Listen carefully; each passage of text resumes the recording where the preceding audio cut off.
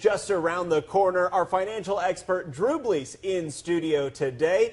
Drew, you are here to take the fear out of long-term investing. How do we even start in investments? Well, the market's at all-time highs right now, so a lot of people are afraid to get into the market, thinking it's a little frothy, thinking it's a little bit overbought.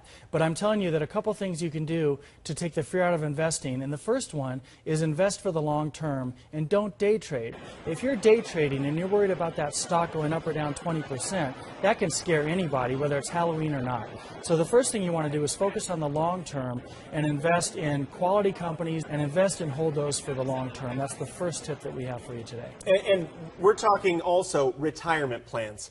Always good to focus in on your retirement. Well, yeah, there's another thing you can do is you want to invest regularly and systematically. And you can do that for a lot of people in a retirement plan at your company's work, and they may have a match. So if they have a company match where if you put in $200 a month, they'll put in $200 a month, at least you should put in that $200 and double your money right there just from what they put in, forgetting if there's any interest at all in that. And you get a tax deduction as well. That's always important, and especially, I mean, it's something that we've been talking about for years, but even when you're young, you think you can't afford it, you really can afford just that little bit off the top. Yeah, you want to at least pay yourself first. You know, if it comes out of your paycheck, it's going to be like your taxes, but taxes are a bummer. Investing for yourself and seeing that grow, you know, that's a good thing. And so there's a lot of positives just by doing a little bit. Doesn't matter what it is, just pay yourself first. And time is money, correct?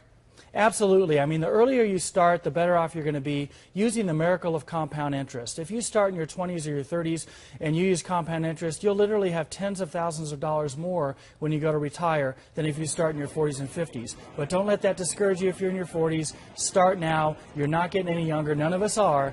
You know, start putting some money away for yourself. It's always good because that time's going to come when you're going to need that extra help. Well, yeah, absolutely. I mean, you know, there's not really, you don't have the old-fashioned pension plans that they had when our parents were retiring. You got to rely on yourself nowadays. Sock some money away, let it grow, get a company match, get a deduction on your taxes, you know, more money. All right, Drew Blease, our financial expert on how you can get involved in investing. We'll be right back.